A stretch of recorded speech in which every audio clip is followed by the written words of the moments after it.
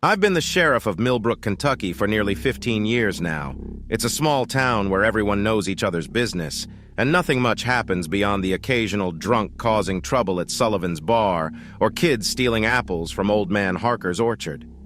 That all changed when Mr. Whitman came to town in the summer of 1947. He arrived without warning, renting the empty storefront on Main Street that used to be Thompson's Shoe Repair. Within a week, he had transformed it into Whitman's Wonderful Candies. The store was painted a bright cherry red with gold lettering that seemed too fancy for our humble town. Mr. Whitman himself was a short, round man with a permanent smile and eyes that never seemed to blink enough. The grand opening drew nearly the whole town. Free samples were handed out. Strange, swirled candies in colors I'd never seen before. I didn't try one myself. Something about them didn't sit right with me, though I couldn't say why. My deputy, Charlie, ate 3 and said they tasted like memories of good things. The first changes were small. People started lining up outside Whitman's before it opened each morning. Then I noticed folks from neighboring towns making the drive just for these candies. When I asked what made them so special, everyone gave the same vague answer. "You just have to try one, Sheriff Miller." By the 3rd week, I started getting calls about missed work shifts. The mill reported 5 workers absent on the same day. The school had 3 teachers call in sick. When I checked on them, they weren't sick at all, just sitting in their homes with glassy eyes, unwrapping those strange candies. Martha Jenkins, who ran the post office for 30 years without missing a single day, didn't show up for work on a Tuesday.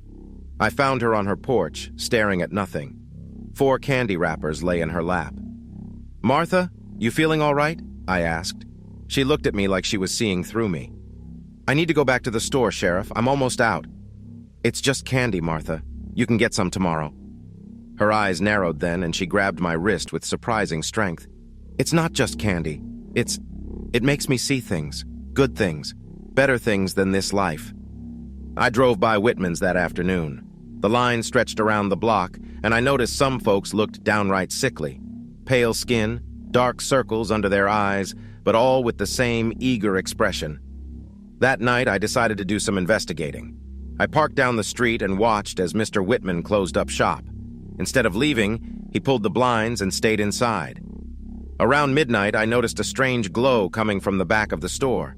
Using my authority as sheriff, I let myself in through the back door. What I found in that back room still haunts me. Mr. Whitman was standing over large copper pots, stirring a bubbling mixture that glowed with an unnatural light. But that wasn't the worst part.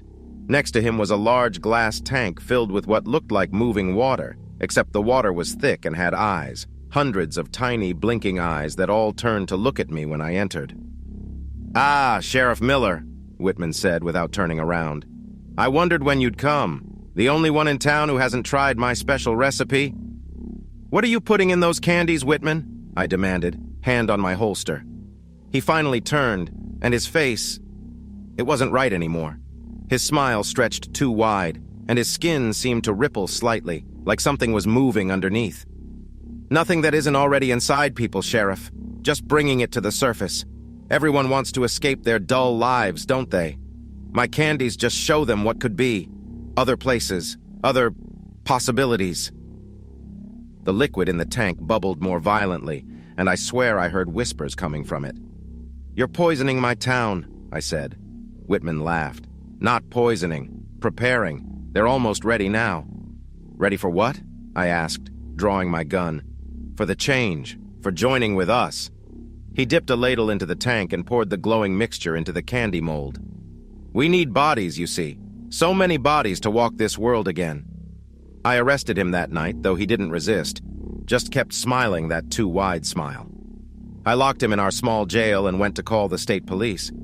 When I returned 10 minutes later, the cell was empty. Not just empty of Whitman, empty of everything. The bars, the cot, the walls themselves were gone, replaced by a swirling void that seemed to go on forever. And floating in that void were hundreds of candy wrappers. I ordered the candy store burned the next morning. Some folks fought us on it, clawing and screaming about needing just one more taste. We had to lock up nearly 20 people who turned violent. The fire burned for 3 days, much longer than it should have.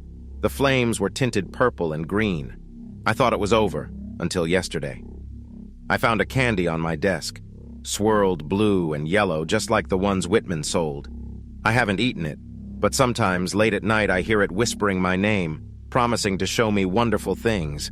And sometimes when I look in the mirror, I notice my smile seems just a little bit wider than it used to be.